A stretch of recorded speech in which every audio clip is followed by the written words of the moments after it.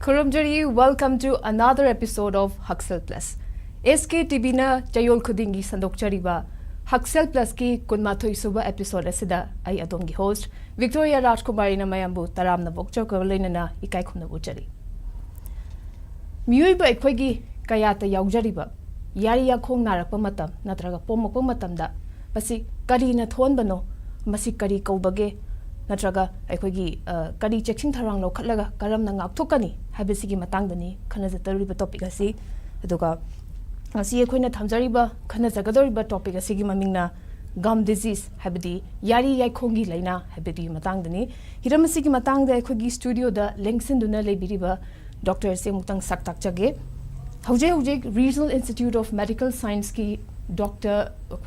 Dental College ki Associate Professor Raina Thopubiriba Dr. Sanam Subhachandragani Dr. Welcome to Huxel Plus Dr. Bo Kwegi Ahamba Magdada Taram Nokchari Dr. Ahamba da Lakchaning Basi Kwegi Ihan Hana Gum Habasi Karino Hani Hana Hana Kanjani Thamjage Akwen Gum Haragadi Koi Manitairon the Haraga, who Yari Hainadi Kangni. Adu Yari Haibasi, I am now when a Mapan Tung you in Uraga, going Anglapna, Koya, the Makong the Kupi by Ziboina, Quena Kanli Adubu, Koyi Yari Kong Haibana Hen a complete Oigani, Yakong Haibams Yokshanba. I will remember the Yabzi Pandurizimagi Foundation, I'm later the map, Hazana. Kanna setna leiru tuineba aduna ngasagi yakhong hai sidamu akoina laktu sina ngasagi yadubu akoina electric socket ta akoina plug ama namjan bagumna ngasagi yaji namjan gadurina magi phaga doriba alveolar bone ina bone gi saru amasu akoi akan ba saru amsi yawi yari du ngasagi athotpa ngasai kaino sineba ko aduna yari du gi manung da leiba alveolar bone ade amu akoi yagi maru aduda leiriba cementum haina pot amaga lei yagi marudi maku oiba aduga ani dugi bone amasung hojiki cementum sigi karakta koi ligament haina koi kuyom amaga mu samjannaba phajannaba koi shock absorber gumba haiba tare sigumba amaga lei madu gi duna periodontal ligament hai aduna akoi doctor lon da harga periodontium haina koi gum hariba yari hariba mapan thungi akoina hek ubada nanglap na yagi makhongda kupi bisine manungda leiriba alveolar bone sarugi potune ade periodontal ligament masai ligament dune aduga root ki yagi maruda kupi ba cementum do pullaga mukhoina asagi yaji phariba foundation ji semba aduna masibu akoina yari ya khong haina meiteiron dadi sumaina thambana hena mayamda phagani haina khangjai Madamdi, Nina Kodusi, Yari, Katan Nina Yada, Masagi, Yakong to the Zoom, Sogadi, say Yadu Foundation to Kairaga, Sagi Anava sings Mayam, Hen advance of the Lakadurine at the moment. The doctor see Kugi Yari Yakong Kugi Pomak Pokolpatori say, come down a Kadokar Hidi, Kamina Tolak Panusidam Tanghana, Tankanjan. Oh, Yari Yakongi, Lenasi, Aquina Yam to in the thing of the Haragadi, ahan with the gingivitis haina akoi yari nga sai na haijariba ahan magi athotpa ma ine khoina miyoine he ubada uriba yari sida nabo eragadi khoina gingivitis haina haini adugi gingivitis haisida khoina ubadorisi yari dagi e thokpasi ma ahan ba sign oina yam toina thengnare adunuki matungda akhoi yari e thokpagi matungda akhoi yari je pomokpa yari ngangselakpasi adum khoina thengnai aduna gingivitis ki ahan ba sign habidi yari gi nare habisi khangmuje khoina yari e tholakpa adu yari ngangselakpa adagi yari pomokpasina oiba adai matung tarakpada akhoi periodontitis haina manungi aina ngasai panjagi ba saru gaina panjagi ko aduda muk soglakpa matamdi magi ligament du soglakpa matamdadi sai periodontitis haina advanced form of Yari Yakongi Laina have tare. Aduna, Aquina, some Tamlabada, Yam Toina Tingnabadi, Akui Ya the Kupiba, Akui Mahik Haitariko, Ya the Kakaliba Mahiksina Tonba, Yam Toina Tingnabalinati, when a gingivitis, Amasung, periodontitis, Haina Smina Tamjak. Adudania, Yari Pom, Magaji Lactus. Adu the Ahambagi, Hujiki, gingivitis, Haisina, Ahambaki, Haurakpagi, Narakpagi, Ahambagi, early stage, or the Dori Bernatraga. Money. I say gingivitis, saying a sagi, Hoina, Ginya, oral hygiene, I was a Pazana Tam Dragadi, say oral hygiene, Tam Pazana Tam the Marana, Yari Yakongi, Makonsida, Hoina,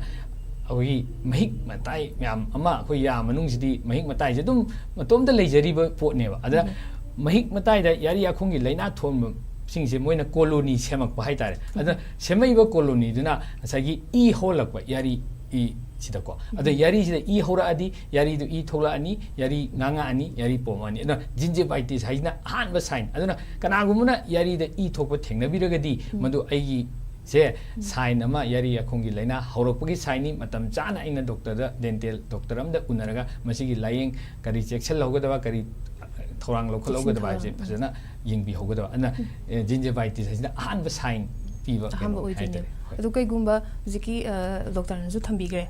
khoi pomak pasina ahamba early sign hai kai gumba kana gumba amna khoi ikang khangong dan horak toine ba symptom sing se di nangoi taru da ba thabak ne torok toi chu ulak ka dori ba se doctor da chatri ngai da hana kai gumba kana nom na khoi gi symptom se ulak pa matam da hoji budi haibigre pomak pasine oi ga ni pomak pante i thok pa hai jaba pomak pasi kon lak toi ni ko yari ahan bagi khoi yari akhong gi leina ho utpasidi i thokpana hana hogadawa ada i thoe ahoina kariguma brush tawba matamda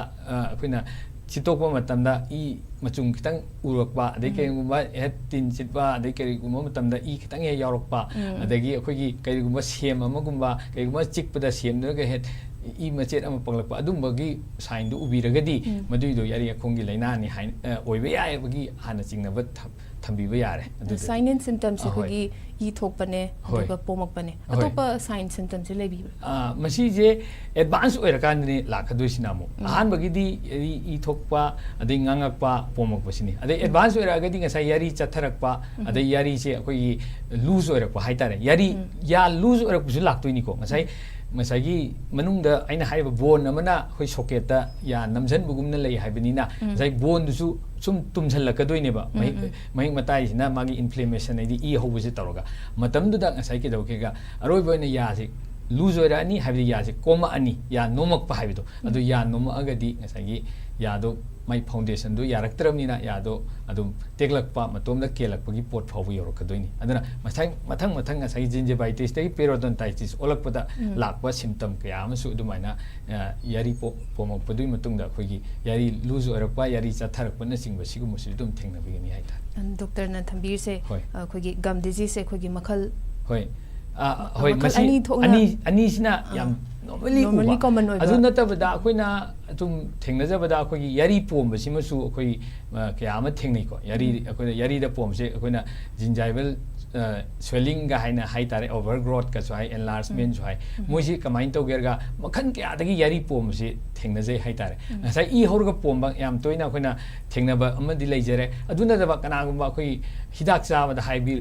yai masagi bp wangwi hidak ta nifedipine amlodipine hojikani amlodipine haibisi yam toina thanaba guli amani haiba guli se chaba matamda kana gumda akoi drug induced gingival enlargement haina hidak chaba na maram oraga bp wangwi hidak chaba adagi akoi sarei hoba haiba tare ko mi adugumda akoi phenyl toin yana hidak khara leiri group haitare adagi akoi kidney transplant torubada thagan ba hidak adugumla chabadagi sagi yari pomba adagi mai condition khara lei khoin samnare pregnancy miron ba adai puberty adugumla ba adai vitamin c gi watpadagi dagi ga chu adum pomba hadi condition na maram oiraga pomba adagi amu laina kya ma khoi leukemia haina blood cancer ga hariba sigumla ba laina se naba matam da su khoi gi kaino se yari pomba ga se adum thoe adumaina atai su kyam di le adu khoi thengna jabada sum gi posima yari pomagi posi adum thengnai adagi amu yari chathatpa ga su leiko hoi yari chathatpa kana gumna yari se ngange aduga ai se as kaiba moro kitang saba am chabadadi ngasagi kaino se thuptana chaba thakwa yada ulcer mak haibadi yari ai yari gi mathak kurang ban haitare ni ko khoi ngasai yari ena ngasai khoina nainariba mapan thungi sigi magi epithelial layer haiko magai akupi basi sagi setok khiba haitare adu moji khoina desquamative gingivitis haina khoi group of khoi conditions haiba tare laina mayam ama khoi hakchang gi skin gi disease haidi skin sisu skin makhan amani haitare yari manung da kupi ba skin haitare ko skin da phongdok pugumna haidi yari da su ngasai yari kurang banje talaktana ngasai gi thuppa yam nuai taba condition haidi chare thae mangon da nuai ba phangdaba haidi ngasai gingivitis tu gi kitang थैदोखरेको yam normally थेंगनबसे अदुमाइना सगी हारिबा कनो सिसु डिस्क्वामेटिव जिंजाइटिस यारी की मथकी कुरोन अखोय मेटेरोन हारि कुरोन हुबा हाइब तारेने अमरो हारगा अदुगुमदबा ग्रुप ऑफ डिजीज कासु अदुम मरक मरकता अदुम अखोय थेंगनजे हाइ तारे अदु कइगुम्बा अखोयगी सिगिसे गम डिजीज हारिबा यारी याखोंगी लाइना सि कइगुम्बा अखोयना चेक्शन थरांग लखत के हाइ तारगदी करी करी दरकार तागदगे अदु यारी याखोंगी लाइना जे चेक्शन थरांग लखत पाजे मोस्ट ऑफ द कॉमन हाइदी ख्वाइदगी कॉमन ओरिबा आइना ngasai panjariba gingivitis amasung periodontitis haijagi basigi chiksin tharang haidi masigi horok famje aina ngasai han mata panjagare madudi sagi dental plaque haina khogi yari yakhong gi mathak ta kakhaliba mahik ki kuyom haitare ko machine ni haija ado masi kuyom je aina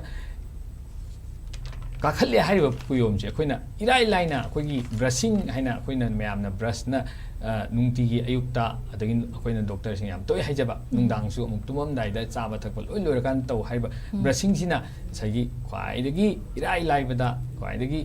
akoi yumda dum isana tawjaraga preventable kai haitare akoi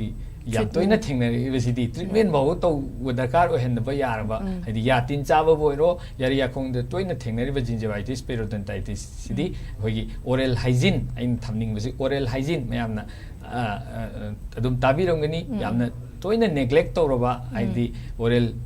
hygiene je neglected haitare important oibo organizing khangkhangna thawina thoksa bi du type ta aduna hoji pudi hoi brush tawdana haidi tawre adubu anirak tawgadamni ga hi kisu haibe wani doctor na hairga su na dekhote yam kanna chikpa na ba tawdri bauti tawide haiba adubu hayeng na akan ni ya chikpa mu na ba sidi mina hai ni mesidi tungdasu amtadi nazaroi ge ko haina haji brain yam nakpani na ya chikpa akan da leng khangdei se na sagi brush tawwa adagi atai su akhoi gi brush ta natabida yarak ki lang haiba leiri adagi yarak sengnana ba yarak ki brush adai mu hojikan di yam chakhalakpai matungina akhoi electric toothbrush haina haidi ngasagi hoi hojikan koi kokpuda su sagi hanagi nataba hojikan machine na kokpuda haina brush electric adagi water flosser gaina hoi ngasai yarakta senggadoriba akhoi brush na thingjala senggoi mahuta hoi isingje akhoi car chamadam pi yakhong da kapchalaga yakhong da amot akai leiba myam amasu sengdokpa yaba water flosser gaina su kyam lae aduna hairiba pambai singje mamutta na phajana sijinaraga indana oral hygiene haribse maintain tawragadi yari yakhong gi laina amasung ya tin chabagi laina se yam laina ngak thokpa ngamba pot amani adu atang ba electric toothbrush water flosser mak sinadraga su khoi irai laina manual khoi khutna dum tawriba mit khudingi brush anirak tawbiba ngamagadi yarak ki lang amasung yarak sengdokna ba brush na chingbuje seng dokpiragadi hariba laina sing asi common oiba laina sing sidi hidak amda darkar oiduna ngalingai matamda dum prevent tawba ngasai yari da I thokpa horokpa sida ngasai brushing tawbusi mamut tana tawragadi yam laina dum ngak thokpu ngamba yam chumbo wafal ne doctor haidi nungtigi nongmada anirak brush tok thok piba adagi flossing batam chan tawba flossing tawba adagi interdental brush akoigi brush akoigi yauri haijariba akoigi yarakta ai haipet sidai sida uchage sigi brush myam haipet viewers sing desu ai khangan janing ba amna sigi brush akoi ayamna akoi sin naije brush nataba akoi toothpick kaina heta pangthin da thin ba haitare adui mohta sigi brush si hujikan adum line phangi haitare akoi yarak lan thok paina sahi yam agadi yarak lan thok pasi yam toi thokaliko yari yakong laina lagadi ya ani hi karakta aina how basaga marakte he changsan garga how ngaki di how ba horen mana sanga legargadi nungalak padadi yam chikpa adugumna ba condition do khangba ngamda ba yauri yarak changbusi lokthokbu haitagum to adu lokthokba yaba si sigumlaba brush na changbu mafam oiragadi sina dum sengdokpi ba yare sengdokpagi mathakta yadusu mana apet takthokpiramagadi hena mamutana yasu pharani yadusu tin chara roi yarakta changiba potsu jum lokthokhrani aduna interdental brush haibasima yamna haidi yarak lan thokpadu yam kanaba hoji kan yam toi thengna haitare si adai floss haijina khoi haipet su uchage floss haijina mayam brush pudi yam toi ujiri ko akhoi lang je soina yarak ki lang haitare si dum tawdadi haipet training amadi changi heta irai laina sina bu het ꯍꯩꯇ꯭ꯔꯒꯗꯤ ꯁꯤꯖꯤꯟꯅꯐꯝ ꯈꯪꯗ꯭ꯔꯒꯗꯤ ꯑꯃꯨꯛ ꯂꯩꯔꯨꯔꯒꯁꯨ ꯍꯦꯛ ꯅꯨꯡꯉꯥꯏꯇꯕ ꯑꯗꯨꯅ dental ꯗꯣꯛꯇꯔꯗ ꯆꯠꯂꯒ ꯉꯁꯥꯏꯒꯤ ꯀꯔꯝꯃꯥꯏꯅ ꯐ꯭ꯂꯣꯁꯁꯤ ꯀꯃꯥꯏꯅ ꯁꯤꯖꯤꯟꯅꯅꯤꯒ ꯍꯥꯏꯅ ꯇꯝꯕꯤꯔꯒ ꯍꯥꯏꯔꯤꯕꯁꯤꯡꯁꯦ ꯐꯖꯅ ꯁꯤꯖꯤꯟꯅꯔꯒꯗꯤ ꯉꯁꯥꯏ ꯑꯩꯅ ꯄꯟꯖꯈ꯭ꯔꯤꯕ ꯂꯥꯏꯅꯥꯁꯤꯡꯁꯤꯗꯤ ꯏꯔꯥꯏ ꯂꯥꯏꯅ ꯑꯗꯨꯝ ꯉꯥꯛꯊꯣꯛꯄ ꯉꯝꯅꯤ ꯍꯥꯏꯅ ꯑꯩ ꯊꯝꯖꯒꯦ ꯑꯗꯣ ꯗꯣꯛꯇꯔ ꯑꯩꯈꯣꯏꯒꯤ ꯍꯧꯖꯤꯛ ꯗꯣꯛꯇꯔ ꯍꯧꯖꯤꯛ ꯄꯟꯕꯤꯔꯤꯕ ꯗꯦꯟꯇꯦꯜ ꯐ꯭ꯂꯣꯁ ꯇꯧꯕꯁꯦ ꯑꯩꯈꯣꯏꯒꯤ ꯇꯣꯏꯅ ꯇꯧꯔꯒꯗꯤ ꯍꯥꯏꯗꯤ ꯑꯩꯈꯣꯏꯒꯤ ꯂꯩꯖꯔꯤꯕ ꯖꯒꯥ ꯑꯩꯈꯣꯏꯒꯤ ꯌꯥꯒꯤ ꯌꯥꯈꯣꯡꯒꯤ ꯖꯒꯥꯁꯦ ꯑꯩꯈꯣꯏꯒꯤ ꯇꯨꯝꯖꯜꯂꯛꯏ ꯅꯠꯇ꯭ꯔꯒ ꯌꯥꯁꯤꯁꯨ ꯇꯨꯝꯖꯜꯂꯛꯄꯒꯤ ꯃꯑꯣꯡ ꯂꯩ ꯍꯥꯏꯕꯁꯤ ꯁꯤ ꯊꯦꯡꯅꯖꯩ ꯁꯤ ꯀꯩꯗꯒꯤ ꯑꯣꯏꯕꯖꯥꯠꯅꯣ ꯊꯝꯕꯤꯌꯨ ꯐ꯭ꯂꯣꯁ ꯃꯛꯅꯗꯤ ꯌꯥ ꯇꯨꯝꯖꯟꯕꯒꯤꯁꯤ ꯀꯥ ꯍꯦꯟꯅ ꯇꯨꯝꯖꯟꯕꯒꯤ ꯇꯣꯏꯅ ꯇꯧꯔꯒꯅ ꯍꯦꯟꯅ ꯋꯥꯈꯜꯂꯣꯟ ꯑꯃ ꯑꯗꯨꯃꯥꯏꯅ ꯂꯩꯕꯒꯤ ꯋꯥꯈꯜ ꯕ꯭ꯔꯁꯅ ꯇꯨꯝꯖꯟꯕꯒꯤ ꯑꯩꯈꯣꯏꯒꯤ ꯇꯨꯠ ꯑꯦꯕ꯭ꯔꯦꯖꯟ ꯀꯧꯏꯀꯣ ꯑꯩꯈꯣꯏ ꯌꯥꯈꯣꯡꯗ ꯑꯩꯈꯣꯏꯒꯤ ꯍꯣꯔꯥꯏ ꯂꯦꯟꯗꯨꯅ ꯅꯨꯡꯇꯤꯒꯤꯗꯤ ꯕ꯭ꯔꯁꯁꯤꯃꯗꯤ ꯑꯩꯈꯣꯏ ꯇꯧꯔꯦ ꯐ꯭ꯂꯣꯁ ꯍꯥꯏꯁꯤꯗꯤ ꯌꯧꯕ ꯅꯠꯇꯦꯕ ꯇꯧꯅꯗ꯭ꯔꯤꯑꯕ ꯃꯅꯤꯄꯨꯔꯗꯒꯗꯤ ꯌꯥꯝ ꯇꯥꯡꯅ ꯑꯦꯋꯦꯌꯔ ꯑꯣꯏꯕ ꯈꯔꯅ ꯑꯣꯔꯦꯜ ꯍꯥꯏꯖꯤꯟꯁꯦ ꯀꯔꯤ ꯑꯇꯣꯞꯄꯁꯨ ꯂꯩꯔꯦ ꯊꯤꯕ ꯃꯤ ꯃꯁꯥꯒꯤ ꯈꯪꯖꯕ ꯃꯤꯅ ꯏꯝꯄꯣꯔꯇꯦꯟ ꯈꯪꯕ ꯃꯤꯅ ꯇꯧꯒꯅꯤ ꯕ꯭ꯔꯁꯅ ꯌꯥ ꯇꯨꯝꯁꯟꯕ ꯀꯟꯅ ꯇꯛꯄꯗꯒꯤ ꯌꯥꯈꯣꯡꯗ ꯇꯨꯞꯁꯟꯕꯁꯤꯗꯤ ꯗꯦꯟꯇꯦꯜ ꯑꯦꯕ꯭ꯔꯦꯁꯟ ꯍꯥꯏꯅ ꯑꯩꯈꯣꯏꯒꯤ ꯁꯔꯚꯥꯏꯀꯦꯜ ꯑꯦꯕ꯭ꯔꯦꯁꯟꯁꯨ ꯍꯥꯏꯀꯣ ꯃꯉꯛꯇ ꯌꯥꯒꯤ ꯃꯉꯛ ꯑꯊꯣꯠꯄ ꯖꯒꯥ ꯑꯃ ꯂꯩꯔꯤꯕ ꯌꯥꯔꯤꯒ ꯌꯥꯒꯤ ꯑꯗꯨ ꯌꯥꯔꯤꯁꯨ ꯇꯛꯊꯠꯄꯗ ꯌꯥꯔꯤꯁꯨ ꯆꯠꯊꯈꯤꯗꯣꯏꯅꯤꯀꯣ ꯍꯥꯏꯔꯤꯕ ꯇꯧꯋꯤ ꯑꯗꯣ ꯐ꯭ꯂꯣꯁꯀꯤ ꯑꯃꯕꯨꯗꯤ ꯂꯩ ꯐ꯭ꯂꯣꯁꯁꯤ ꯑꯩꯈꯣꯏꯅ ꯍꯩꯇ꯭ꯔꯕ ꯁꯤꯖꯤꯟꯅꯕ ꯍꯩꯇꯗꯅ ꯑꯩꯈꯣꯏꯅ ꯅꯨꯡꯉꯥꯏꯕꯣꯏ ꯀꯩꯕꯣꯏ ꯌꯥꯔꯤꯗꯣ ꯁꯨꯃꯥꯏꯅ ꯍꯣꯔꯥꯏ ꯂꯦꯟꯖꯟꯕꯗꯣ ꯖꯔ ꯍꯥꯏꯅ ꯇꯛꯁꯜꯂꯒꯗꯤ ꯉꯁꯥꯏ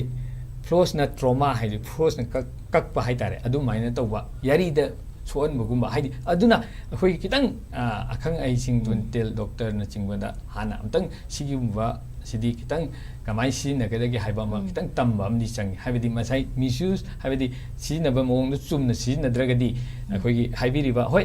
ꯇꯛꯑꯕꯨꯗꯤ ꯇꯛꯄ ꯄꯣꯠ ꯍꯥꯏꯁꯤ ꯇꯨꯝꯃꯛꯏꯀꯣ ꯑꯗꯨꯅ ꯌꯥꯗꯁꯨ ꯁꯣꯛꯈꯤꯕ ꯌꯥꯏ ꯑꯗꯒꯤ ꯌꯥꯔꯤꯗꯁꯨ ꯈꯤꯇꯪ ꯁꯣꯛꯄꯗꯤ ꯑꯗꯨꯝꯕ ꯊꯦꯡꯅꯩ ꯑꯗꯣ ꯌꯥꯗ ꯌꯥꯝ ꯀꯟꯅ ꯁꯣꯛꯄꯗꯤ ꯃꯥꯅ ꯌꯥꯝ ꯀꯟꯕ ꯄꯣꯠ ꯅꯠꯇꯕꯅꯦ ꯑꯗꯨ ꯌꯥꯝꯅ ꯁꯣꯛꯄꯗꯤ ꯑꯗꯨꯒꯤ ꯐ꯭ꯂꯣꯁ ꯇꯧꯕꯒꯤ ꯑꯝꯇꯪꯒ ꯊꯝꯖꯔꯝꯒꯦ ꯐ꯭ꯂꯣꯁ ꯇꯧꯕꯁꯤ ꯅꯣꯡꯃꯗ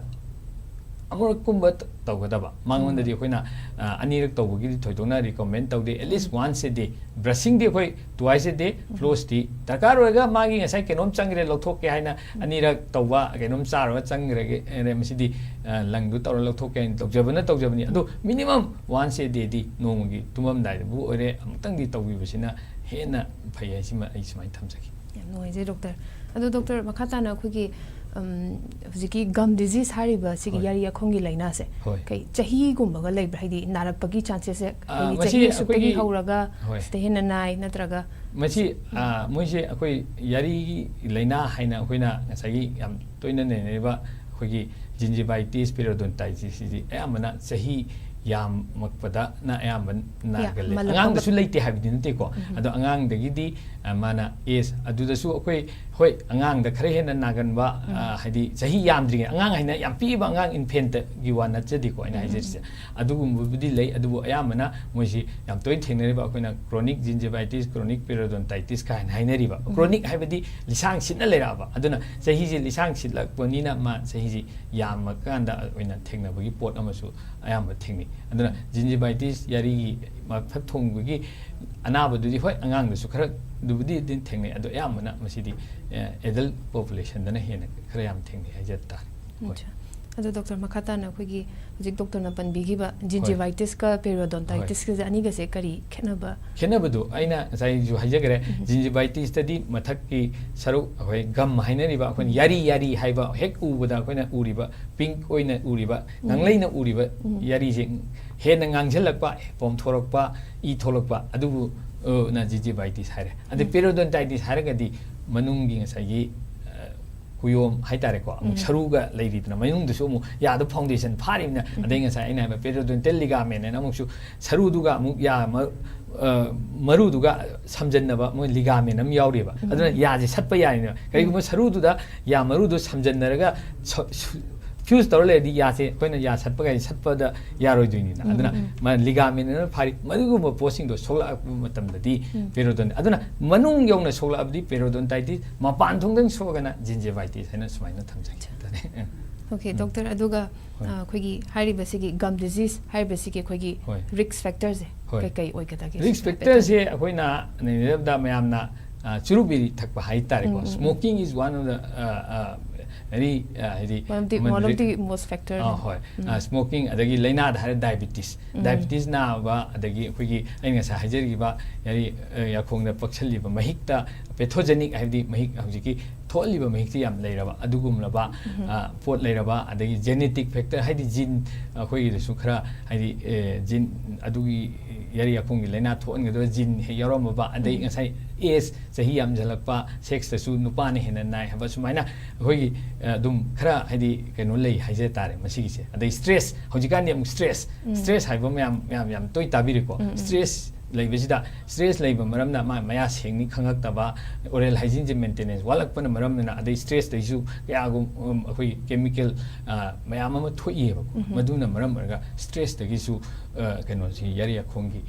laina se dum thon wagi chance lei haibse khoina sumaina su thengna jai haiba tare acha adugo doctor akhoi mirol bising de hena khoi hari basigi yari akhongi laina se hena common oina nanai na thengna jai ba sig matang da sa pe tan ado miron bi gi jima akoina pregnancy da sai ani yari pom ba ga haibeto adugu masi pregnancy disu yam toina thengnei adu masi ayamana akhoi pregnancy matam sida di akhoi nupi gi hormone change la hormonal change la ko sida akhoi yari akhongi laina thon ba keno se haitare magi e hauba helakpa adagi ngasagi e blood circulation hingalaga jai e du yaur iba hormone duna kamain to gerga mahik haitare ko ngasai ne plaque harib du yaur mahik sida maduda charga hingba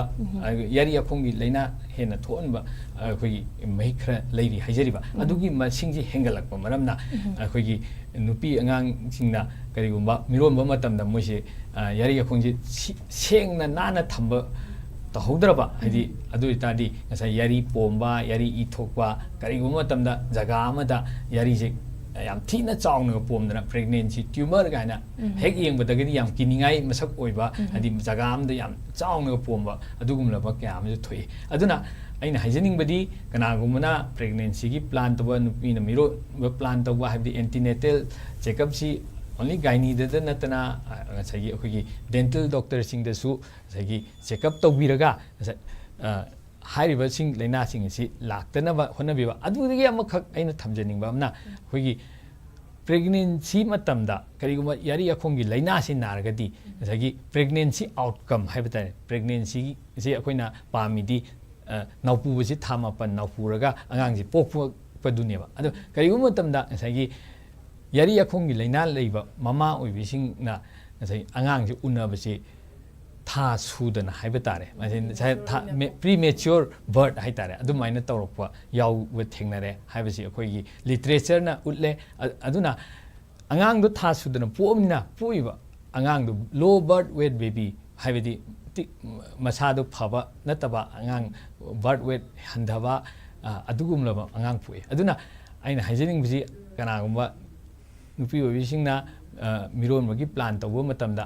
na dental doctor su check tokthokbiraga yari akhongi laina lakadaba leibra lakadaba leiragadi hairiba complication sing asi haibidi laina na chingba or other magi pregnancy da tholakadaba ade hojikan angang unabasi su yam wana unaba IVF tawba khotpa ga yam tawnare ko haribidu su ma somda yari du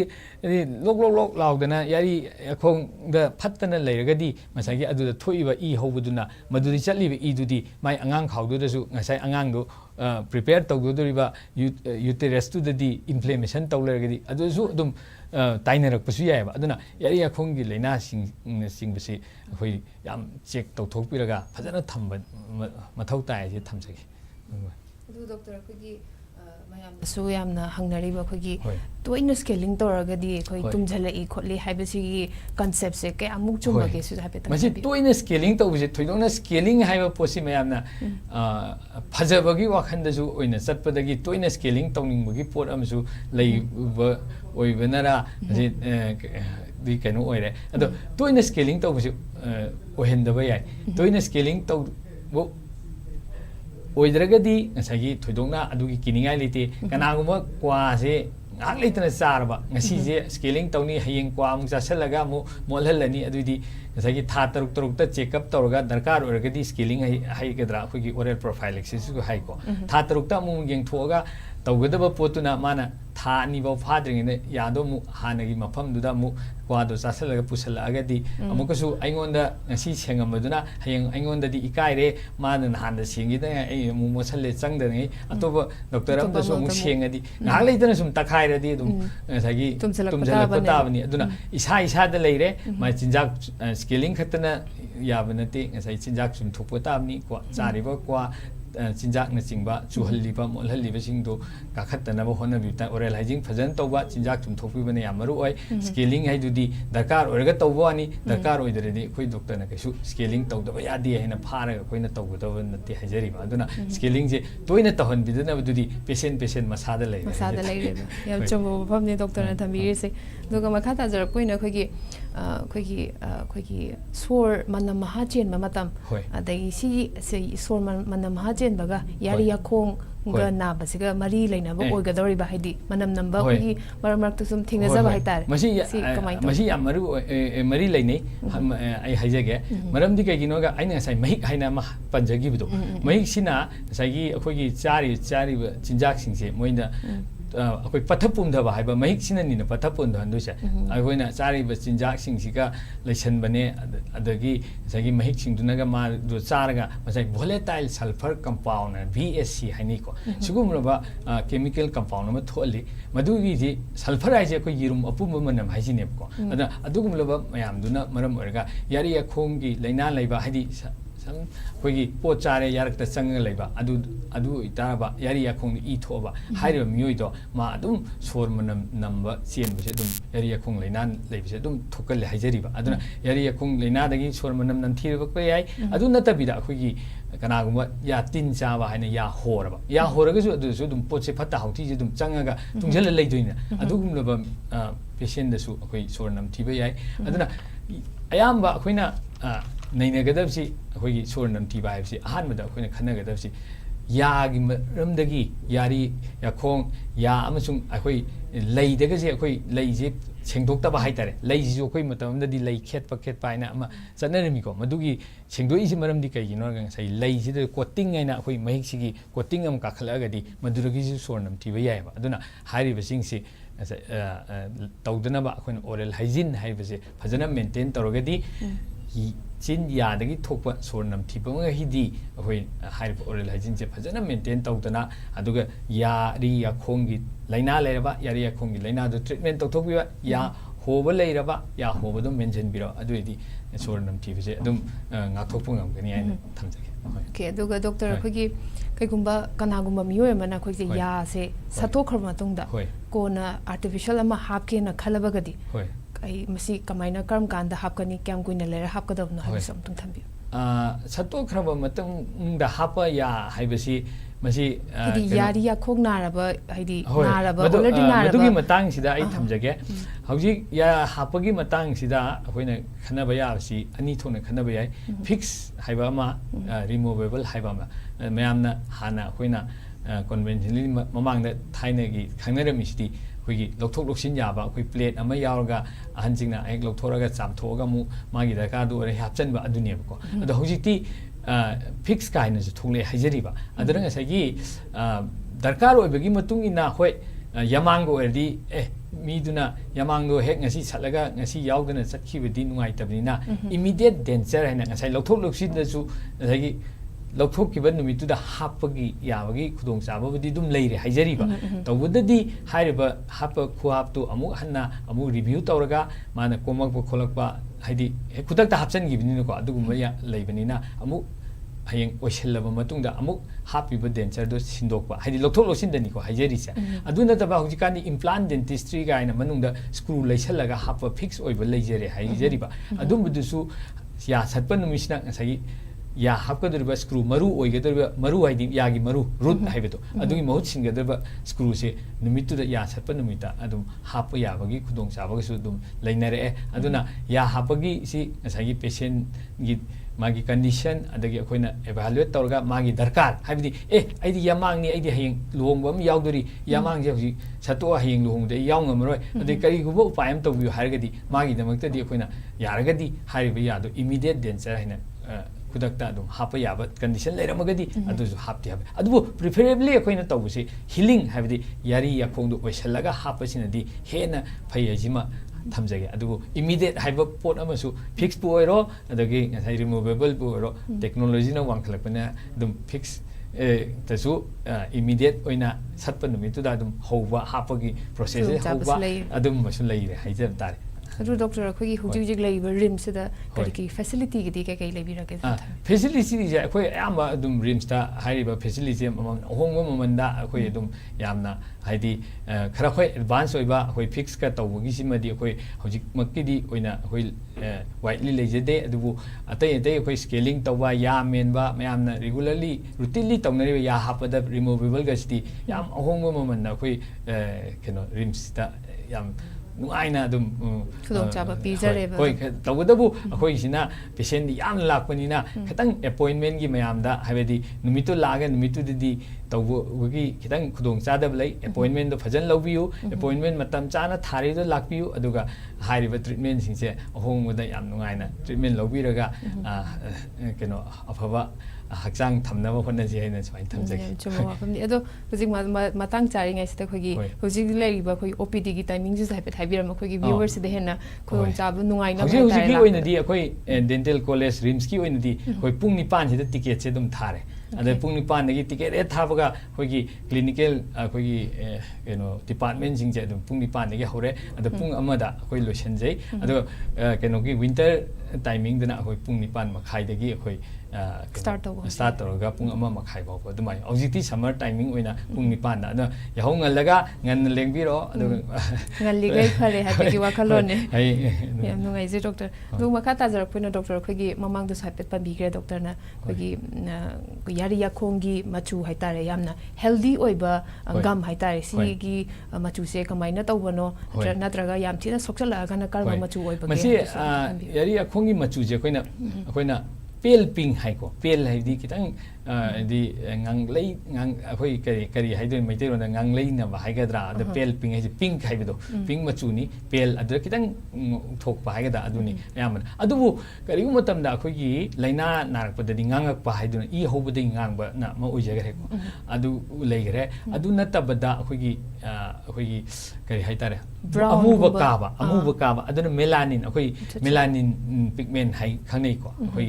skin ji jo akhoi melanin pigment sigi हेना यावगना मी करा कुसु खरा मुसनबा खरा वाटपदना खरा ngौना उरिसिनेबो अदा melanin pigmentation जे खरा हेना यावबो patient हाइतारे अनाबमक्ति नतबा हाइतारे मागी nature ना दुम पिरकपदा melanin जे hyper melanin pigmentation गायना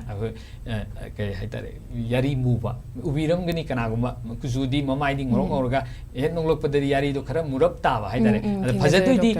यासिना ngौना उबदिनेबा म्याम पामनरिसे अदि यारी दो nganglap अदे पिंक अमसुं वाइट तुनेबा फजबल लोइमक पामदबा अदा यारी दुना मुना उरदि मा नो पॉप कॉन्फिडेंस तो वारक माने माने चुमे डॉक्टर यारी मुबगी सी अखोइना ट्रीटमेंट अदुगिसु लै अखोइना डी पिगमेंटेशन हैना अखोइना खरा मागी कोयोम दो अखोइना यारी दो खोतोगा अखोइना सर्जिकल प्रोसीजर नि हाइजरिबा लेजर नगा तौबसु तौनरे लेजर सिजिनरगा अदुगा अदुना तमिदा थांगना अदुम खरा मागी ngसागी कनो लेयर दो कोई यारी की लेयर दो खोतोगा ngसाई मुरम्बा यारी दो nganhanbagi adumba khudong chawa sudum lei aduna pigmentation torogadi ngसाई pink oiba yari do mubagi kariguma matamda adum thengnei haijariba anaba pura heta maduna laina amoiduna ma keno awaba nangani haida cosmetic haitare ne magi phajaba beauty gi da kidang compromise lakwa adumba matamdadi magi darkar oiragadi hoina depigmentation procedure se toraga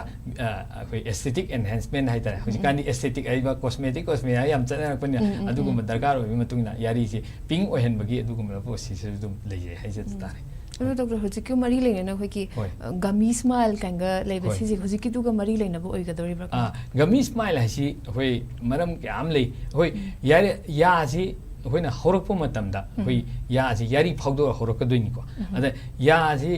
상도레 야지나 홍도록보기 상도가 야 우럭바 아마 아데 야리지 마톰도주 크라 아마 마탁다 칭캅자기 하이저리바 아니 그리 마톰다 미우 카라다디 야리지 마톰다 까캅자기 다바 야리지 까캅 ngamdadana 하디 거의 카라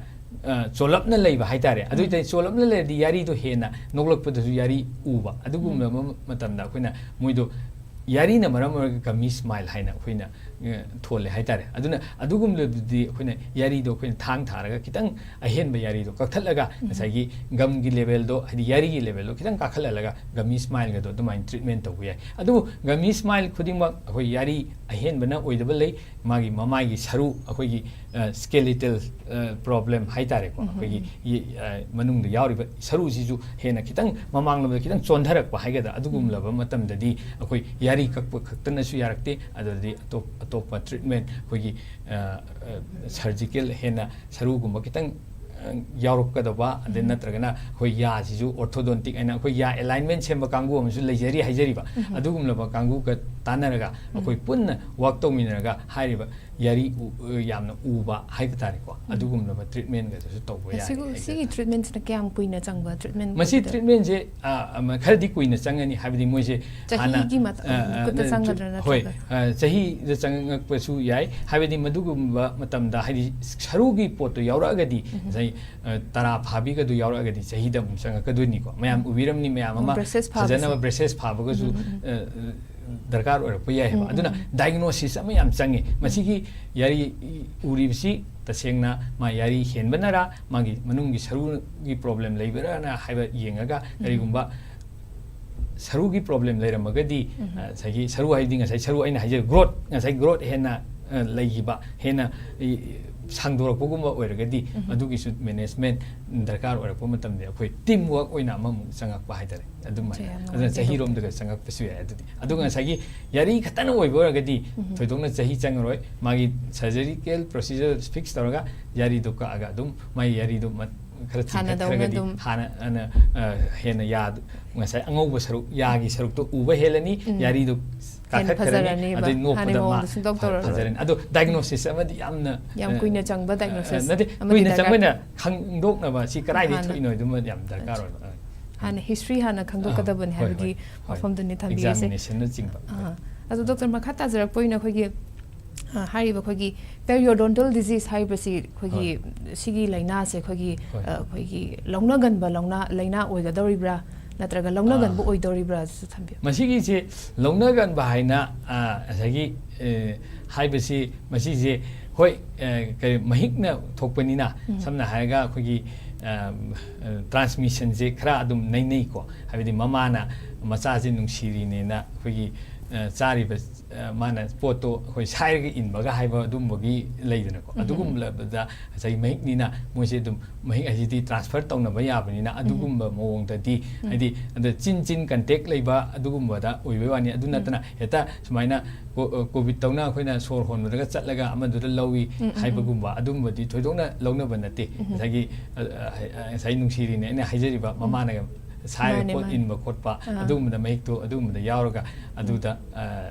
अदुमबा मोंगदा लौनबा highway तारे अच्छा अदु doctor खोगी oral hygiene रोम दा चंगझलगा हाइदि कनागुंबा हमना खोगी फजना oral hygiene जे फजना थमदिंगे होय high तारगदि करम step लौगनी हादु सा पेतंग oral hygiene जे फजना थमबगी doctor नबदी ममांग दौदी पनबिग्रे हेरि oral hygiene जे अदो याम आइना लाउथोकचनिंगबा हमना अखोई नेशनल गी ओइना हदगी अगस्त अमसे कोई नेशनल ओरल हाइजीन डे हैना जे पांगथोय हाइबदी पांगथोकजरिबा मरमदी मसे अखोई आइना पुजरिबा डिपार्टमेंट असिगी अखोई फाउंडर हाइगे तारे अखोई बी संकल्कर हैना अमा लई मागी मपोक निमित अखोई पांगथोकजबनी हाइबदी ओरल हाइजीन हाइबसे चिन यागी लाइना जिंगी याम आइना nga हाइजबदो याम लाइना ngathokpa हाइजे ओरल हाइजीन बु चुमगदी अयामबदी ngathokadोरिमिना मयामदा खंगनबा हेन इम्पोर्टेंस हेन वनबा इन ओरल हाइजीन डे गा हैनसु पांगथोकजरी हाइजेबा लाक्तदोबा अगस्टदसु तारबने फर्स्ट अगस्त अहान अगस्त अदो मसी ब्रश नुक्तिगी अनिरक तौबा हाइसिमदी मयामना सोइदन तौबि तारे होय फ्लोस मक हौविबा ngamdragasu आनबा मक्तदि आइना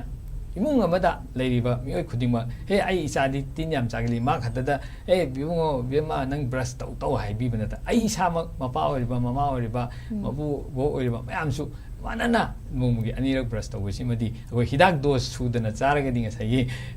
मागी कानब फंगदबदुना दोस सुदबा ओइदोइने ngasai अयुक्ता तंग ब्रश तौदे अदु नुंदांगी दोस तुमसु चाबा कॉफीदबा इमुंग पुंबा हाइना मसी गाथोकनबनि को आइना हाइजरिसे अदुना ब्रश तौबसिम याम emphasis पिजनिंगी अदुगी मथक्ता ngasai अखोइगी आइना पंजगिरिबा अखोइगी floss adagi interdental brush ngamagana mouthwash phawbu sinabudi aiko adu mouthwash akhoi eta pharmacy dagi panglai de leiraga sinabsimadi ai tohanjaningde karigino haraga maduda akhoina kuina sinaba yadaba madu kuina sinabdagi hakchangda haidi side effect lakko mouthwash ku yam leiri haiba doctor da chatana isane eta mouthwash piu sornam thi ka hayo tin chai yakumi amta piu kan pangai sinabse sina hanjaningde haiba adui mohta oral hygiene maintenance ki oinadi doctor chatana mouthwash sinam ya haragati yumda ising asaba lumbu lumbu sabada bp gumo wangba natragadi thum kitang thadabiga bp wanga thum yawdarsu chin seng na ting thokpiba brush ka tawbulorga madumaga fajana practice tarogadi oral hygiene gi mapung phaba amadi akoina practice tabu ngame adubu practice tawbiragadi अखोई या अमसुंग यारी अखोंग the थोइबा लाइना कयामसे इराइ लाइना मतम चाना हाइजे मतम चाना ngakthok kudragadi hena paisa changba thabak oidariba ne henjal dental treatment is expensive it depends on you haitare haidi tang haido masa da leire haijeriba dental haidi dental da paisa thada bai se kasu pamna di haijeriba ado haidi important oy di khangi ne blo organ se ado sina yaurok di ya sina yaurok di horen haungna sairi ba chinjak to fazana sai ga how to how do ni ya si ya ro tum su tum moi do ni ya na fazana sai ga tum dori mahau khang dori ni fazab su ya yaw do mi na nolak pada ga su fazaba yaur ro aduna ya ji am important ba adu neglected te dum oiri ba mafam moi ba aduna oral hygiene fazana thamji neglect to roi si masina chin ya gi laina da natana atop laina kyam so inga sai panjagir ba khitang swai da su ai panja hoge yari akhong gi laina na atop nga sai pregnancy da thoki kumna diabetes ka mari laina ba adai heart ki problem oi heart attack na chingba adai nga sai stroke ka haina su lairi ko adugumba pneumonia na chingba sisu masidagi ohelakpagi yabagi ta chengna mamang na oire habidin ta ohelakpa yabagi su leiba maramna chinya sidi aina hajiragadi chengna numit kudingi ayu yahorukpadadi mayam adum regularly tawire achi tawbole piganu adu numitang tubam daida ya singsimtanga mapung phana haidi ngasai ayukta chithanan da hobu leiraga su nungdang dadi ngasai gi amatta chithadana ngasai manung mapan sengna nungaina brush to tawthokpiragadi ngasai gi laina sidi yam line nga thupangani adu da timing chai ngai se doctor ko gi how to brush the teeth in a proper way habagi matang da how to brush the teeth in a proper way se ko gi ai sum ai pet tang hajage ado akoi ya si ko na brush tawo matam da ayam bana ko gi yamang dagi ayam ba hek hobu se ayam thingnei adagi ya si manungi kachinji yahodadana kachinda tin chabana chingse am thingnei hajariba adana yaringai di brush tawse ai di aroiba yadagi hobi yamang du mina uraga su udaba jaga da su important oiba maramna masina saidorimne ko aduna jagi sigi akhoi brush se thamba matamda akhoi yari amasung ya habide akhoi ningjing biga yari su phandaba yade ya su phandaba yade yari ga yage gi tainariba sigi sida brush tang tapna sida sida 45 degree da angle tawraga nammaga aduga ya masina khumiba ya akhoi ani ahum yamoda ahum je brush ki head sina magi bristol je khumdoini ada masigi takpase akoina tapna maning mamang chain tamna swain takpa ko adara akoi doctor singna masi takpada patient jingna ta isina sidagi chingbajina amukta cha chineba adadi thangona horaina yado lenlamnina ngasai aina yakhongda tatle habdo adu he taw aduna sigi je faulty brushing ni ko maina thungnaba amukta da thubane na takpase adui mohta tapna back and forth tapna ingna sida ai tai si ngasagi aina hairiba yari yakhongda kariba mahiki ko yomdo just adu nan thokpani amna saina takpiraba adu saina tapna samchet hatabo dongna saina tamna adu brush taw ba je mindfully tawigadam ni ko ꯑꯣꯇꯣ ꯄꯥꯏꯂꯣꯠꯇ ꯇꯛ ꯍꯥꯞꯆꯤꯜꯂꯒ ꯒꯨꯗꯨ ꯒꯨꯗꯨ ꯒꯨꯗꯨ ꯇꯧꯒꯗꯕ ꯅꯠꯇꯦꯀꯣ ꯃꯁꯤ ꯃꯥꯏꯟꯐꯨꯜꯂꯤ ꯑꯩꯅ ꯇꯧꯔꯤꯁꯤ ꯑꯩ ꯌꯥꯄꯪꯁꯤꯅꯤꯀꯣ ꯑꯩꯅ ꯇꯧꯔꯤꯁꯤ ꯍꯥꯏꯗꯤ ꯊꯝꯕꯤꯔꯦ ꯑꯗꯨꯒ ꯇꯞꯅ ꯁꯤꯗ ꯇꯞꯅ ꯃꯅꯤꯡ ꯃꯃꯥꯡ inba adu sangna inbi deba ko adu tapna tar sida dum sengabani akoi ya je pheng ban te ba ko mathak ta kari ba photo thokpa wani kuyom no thokpa ni laina tina do laktana ada sigi ya je loyadi mathak ye mu nangi yore ko aina akoi wakhan da mu thabi ba sai adu khangdab du ne ba sai Seran Turan brush tawu dagi brush tawu soi ba dagi nate soi ba dagi su ya da sukchen ba yari tat pa yori da mathang spai sum tapna mathagi amuk maning mamang da tapna inbi ba tapna hathabi ba tapna inbi ba tapna hathabi sain tor tor ga aung ji sum thungna ba sum lakpi ba adumaina adai mu hoigi manung gi su hari bi dumaina mafam aroi ba saruk tagi mathang lakpa aduna simai lakpa sina yakhai dagi am hoga ari yakhai de hobiyo adumaina ado ga akoina aroi bi da thamjaningi se akogi ya pang hari ba ya gi akogi mapak sing si koi sai ba gi taknari ba mapak si akut pa yam leije hari ba ado akut pa leiri ba mafam sing sida changi ba akogi anappa carbohydrate ki chang wangba koi mithai bo hairo ade hujikan di kurkure ama yam thoe ko biscuit na chingba adu hari ba poching napsal le bising ki chengdokna ba madai ne ba tin chaba lakto ya da na tin chaba yari da na yari akhongi leina ya tin chaba ju thok tana ba sigi mafam ji jo koina aina tapna sida yamna sangna chingba na tabako tapna simain tor si masu chengdok piramba simain tawduna turn by turn aina sengi si mathaki kachini tindai mamang la app wala aina khangna gari thawda su mindfully thawraga dinga sai accident thoktabdong sagi brush tawju tapna ingna tawbiba ada matam phangba phajana aina matam leire brush tawba yare haiba matamda brush tawbiba aduna ta hatu ai athu bam leirega grok tawra chakibdi maming da brush tawre haimni kyam sengage di yohogda ba yaiba aduna brush tawbasti ai hajau hargadi numidangi brush tawsin bani yamna complete oiba brushing haiba tare yamna mamut tana tawba brushing am oenji ai mayam da in swine thamjagi aduga brush se khogi ma haiba bristol haigadra khogi soft oiba hard oiba season ba je karamba season ga da masi ayam bana khoindi soft bristol na hena pamje ngai ina haizo faulty brushing ina ngai giri takpa adagi kan namma takpa tha ahum ne ba khoina recommend toisi tha ahum do phak ka yaudringida pangpak pakpa mi phingai phandokpa mi yam yauri potne ba ngai tak kanandana aduna hari bisu chum thok biba adu sinari brush tu su sagi akan ba ring ba sinabi do haidi akan ba ring ba sida bu sai ainga sai tatpa tupsan ba yam thokan ba maramna amon ba brush soft brush oina yaringi sinabi oi smai thamjage okay am nungai ji doctor do aroi boina doctor khoina tanga khangjaningi se khogi miyam da khogi general awareness oina lehona bhai tar hegi message amtang message akoi numi khudingi aina han haije khaba anirak brush tawba koi adana fluoridated toothpaste haini ko masima hapiraga aji machi oi toothpaste fluoridated oi gadaba yaragadi fluoridated tin jaba sisu fluoride yawbusina ngathoi haijeriba aduga adagi machi oi ba chinja habidare akoi anappa akoi carbohydrate ki chang yawa akoi sigum chinjak sidi yaringi chabi daba kakthabi ba aduga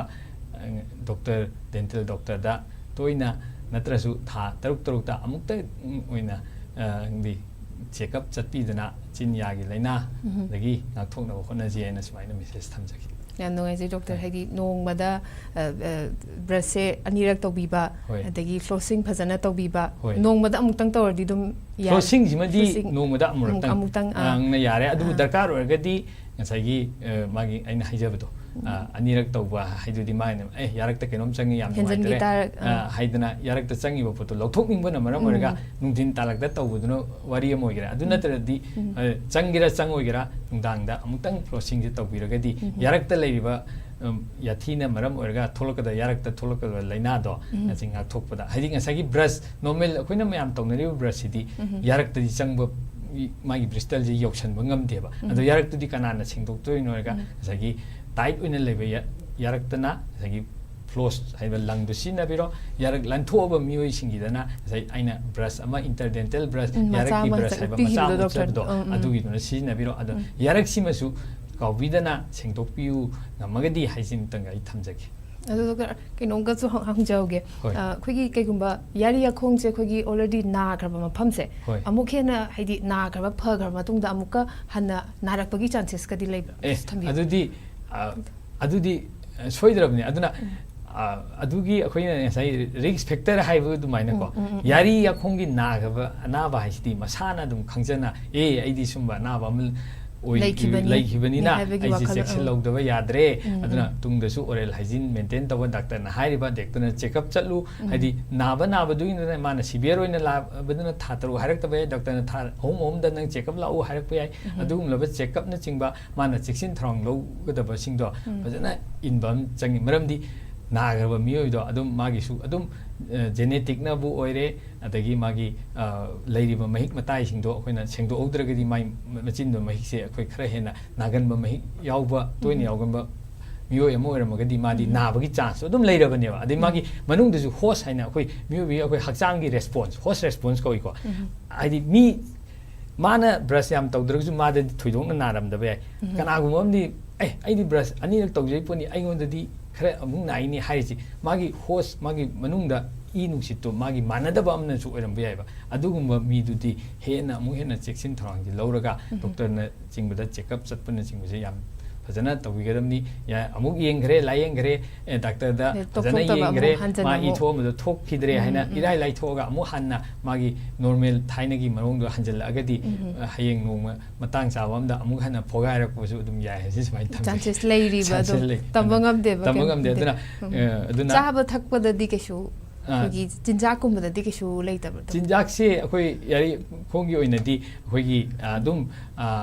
ꯐꯥꯏꯕꯔꯁ ꯑꯣꯏꯕ ꯑꯗꯒꯤ vitamin ꯑꯩꯈꯣꯏ ꯁꯤꯅꯆꯤꯡꯕ ꯈꯔ ꯌꯥꯎꯕꯁꯦ ꯍꯩ ꯔꯥꯒꯁꯤ ꯆꯥꯕꯤꯕꯀꯣ ꯑꯗꯨꯒꯨꯝꯕ ꯑꯁꯤ ꯑꯗꯨꯝ ꯗꯔꯀꯥꯔ ꯑꯣꯏ ꯍꯥꯏꯕꯗꯤ ꯑꯦꯟꯇꯤ ꯑꯣꯛꯁꯤꯗꯦꯟ ꯋꯥꯡꯕ ꯍꯥꯏꯗꯤ ꯃꯣꯏꯁꯤꯁꯨ ꯇꯤꯁꯨ ꯑꯃꯅꯤꯅ ꯇꯤꯁꯨꯗꯨꯗ ꯀꯥꯟꯅꯒꯗꯕ ꯑꯩꯈꯣꯏ ꯃꯌꯥꯝꯅ ꯈꯪꯅꯔꯤꯕ ꯑꯗꯨꯝ ꯀꯥꯟꯅꯩ ꯍꯥꯏꯗꯤ ꯉꯁꯥꯏ ꯑꯅꯞꯄ ꯄꯣꯠ ꯑꯩꯈꯣꯏꯒꯤ ꯍꯥꯏꯇꯥꯔꯦ ꯀꯥꯔꯕꯣꯍꯥꯏꯗ꯭ꯔꯦꯠ ꯆꯥꯡ ꯋꯥꯡꯕ ꯍꯥꯏꯇꯥꯔꯦꯅꯦ ꯆꯅꯥꯡꯒꯤ ꯆꯥꯡ ꯋꯥꯡꯕ ꯄꯣꯠꯅꯆꯤꯡꯕ ꯔꯤꯐꯥꯏꯟ ꯀꯥꯔꯕꯣꯍꯥꯏꯗ꯭ꯔꯦꯠꯀꯨꯝꯕꯁꯤꯗꯤ ꯌꯥ ꯇꯤꯟ ꯆꯥꯕꯒꯤꯗꯃꯛꯇ ꯑꯣꯏꯔꯦ ꯌꯥꯔꯤꯒꯤꯗꯃꯛꯇ ꯑꯣꯏꯔꯦ ꯃꯣꯏꯁꯤꯗꯤ ꯑꯃꯥꯡꯕ ꯑꯣꯏꯕ ꯄꯣꯠ ꯑꯣꯏꯕꯅꯤꯅ ꯑꯗꯨꯒꯨꯝꯂꯕ ꯄꯣꯠꯁꯤꯡꯗꯨꯗꯤ ꯀꯛꯊꯕꯤꯕ ꯑꯗꯨꯒ ꯃꯁꯤꯡ ꯈꯔ ꯍꯦꯟꯅ ꯌꯥꯎꯕ ꯑꯩꯈꯣꯏ ꯐꯥꯏꯕꯔꯁ ꯐꯨꯗ ꯍꯥꯏꯇꯥꯔꯦꯀꯣ ꯅ꯭ꯌꯨꯇ꯭ꯔꯤꯇꯤቭ ꯐꯨꯗ ꯍꯥꯏꯇꯥꯔꯦ ꯍꯩ ꯔꯥꯅꯆꯤꯡꯕ ꯃꯅꯥ ꯃꯁꯤꯡꯅꯆꯤꯡꯕ ꯁꯤꯅ ꯑꯣꯏꯅ ꯍꯦꯟꯅ ꯌꯥꯝ ꯆꯥꯕꯤꯕꯅ ꯑꯩꯈꯣꯏꯒꯤ ꯌꯥꯔꯤ ꯌꯥꯈꯣꯡꯒꯤ ꯂꯥꯏꯅꯥꯗꯒꯤ ꯉꯥꯛꯊꯣꯛꯄꯁꯤꯗ ꯅ꯭ꯌꯨꯇ꯭ꯔꯤꯁꯟꯒꯤ ꯑꯣꯏꯅꯗꯤ ꯌꯥꯝ ꯀꯥꯟꯅꯕ ꯑꯣꯏꯒꯅꯤ ꯁꯨꯃꯥꯏꯅ ꯊꯝꯖꯒꯦ. ꯌꯥꯝ ꯅꯨꯡꯉꯥꯏꯖꯩ ꯗꯣꯛꯇꯔꯒꯤ ꯑꯩꯈꯣꯏꯒꯤ ꯉꯁꯤꯒꯤꯗꯃꯛꯇ ꯑꯩꯈꯣꯏꯒꯤ ꯁ꯭ꯇꯨꯗꯤꯑꯣꯁꯤꯒꯤ ꯑꯩꯈꯣꯏꯒꯤ ꯄ꯭ꯔꯣꯒ꯭ꯔꯥꯝꯁꯤꯒꯤ ꯍꯦꯟꯅ ꯃꯄꯨꯡ ꯐꯥꯅꯕꯒꯤꯗꯃꯛꯇ ꯋꯥꯐꯝ ꯑꯩꯈꯣꯏꯒꯤ ꯃꯃꯜ ꯌꯥꯝꯅ ꯋꯥꯐꯝ ꯀꯌꯥ ꯊꯝꯕꯤꯔꯛꯄꯒꯤꯗꯃꯛꯇ ꯑꯃꯨꯛ ꯍꯟꯅ ꯊꯥꯒꯠꯄ ꯐꯣꯡꯗꯣꯛꯆꯔꯤ. Thank you. ꯃꯇꯥꯡ ꯁ꯭ꯋꯥꯏꯁꯤꯗ ꯑꯩꯈꯣꯏꯒꯤ ꯉꯁꯤꯒꯤ ꯍꯛꯁꯦꯜꯒꯤ ꯄ꯭ꯔꯣꯒ꯭ꯔꯥꯝ ꯒꯝ ꯗꯤꯖꯤꯁ ꯍꯥꯏꯕꯗꯤ ꯌꯥꯔꯤ ꯌꯥꯈꯣꯡꯒꯤ ꯂꯥꯏꯅꯥ ꯍꯥꯏꯕꯁꯤꯒꯤ ꯃꯇꯥꯡꯗ ꯂꯣꯏꯁꯤꯟꯖꯔꯦ. ꯃꯊꯪꯒꯤ ꯑꯦꯄꯤꯁꯣꯗꯇ ꯍꯤꯔꯝ ꯑꯅꯧꯕ ꯑꯃꯨꯛ ꯄꯨꯗꯨꯅ ꯂꯥꯛꯆꯒꯦ. ꯌꯦꯡꯕꯤꯌꯨ ꯈ꯭ꯋꯥꯏ ꯈꯨꯅꯃꯛꯄꯨ ꯈꯨꯔꯨꯝꯖꯔꯤ. Thank you for being with us. ꯊꯥꯒꯠꯆꯔꯤ.